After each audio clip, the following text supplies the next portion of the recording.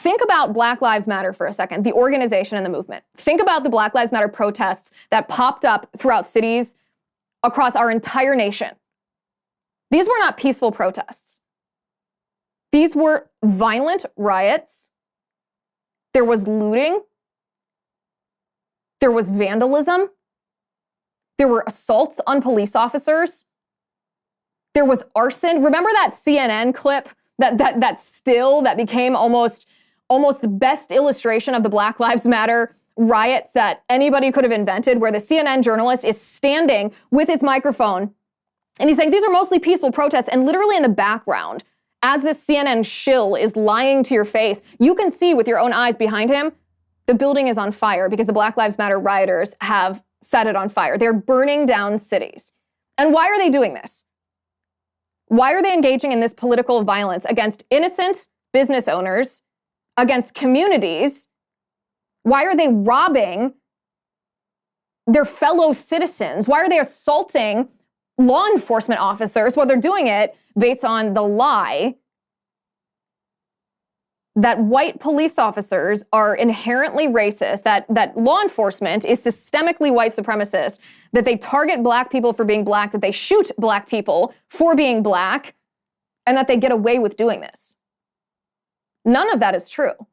It's been roundly debunked. Not only are police forces not systemically racist, it is not a white supremacist structure or institution. There have been analyses that show that police officers are actually less likely to use lethal force against a black person because they fear the backlash of the Black Lives Matter movement. They are more likely to fatally shoot a white person in similar circumstances than a black person. That's actually hugely problematic. There should be no racial differences between actions that police take. Police should take actions based on the situation and not based on who the perpetrator is or what they look like. But the studies and the data don't matter to the Black Lives Matter movement because they want to spark fear in the hearts of black people in our nation in order to gin up this political violence, because they want to abolish police. It's not just defund the police. They want to abolish police. They want to abolish prisons. They want to decimate our entire criminal justice system. That's why their second phase is these George Soros-funded progressive prosecutors who refuse to prosecute the violent crimes that the Black Lives Matter movement has fomented these rioters to commit.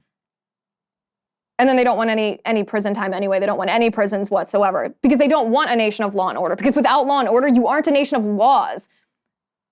You become vulnerable to Marxism. And that's what the Black Lives Matter movement was built on. The women who founded the Black Lives Matter movement, Patrisse Cullors specifically, is a scam artist.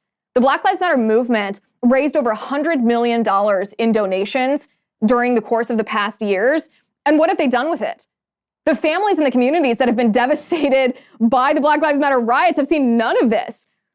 Patrisse Cullors herself lived in this multi-million-dollar mansion that she bought in California with the money that was raised from the Black Lives Matter movement. She was actually forced to step down because everyone, even the left, knew that the allegations that she had fundraised off of tragedies, police-involved shootings are a tragedy, even when it's justified force, it's still the loss of life. It's still sad.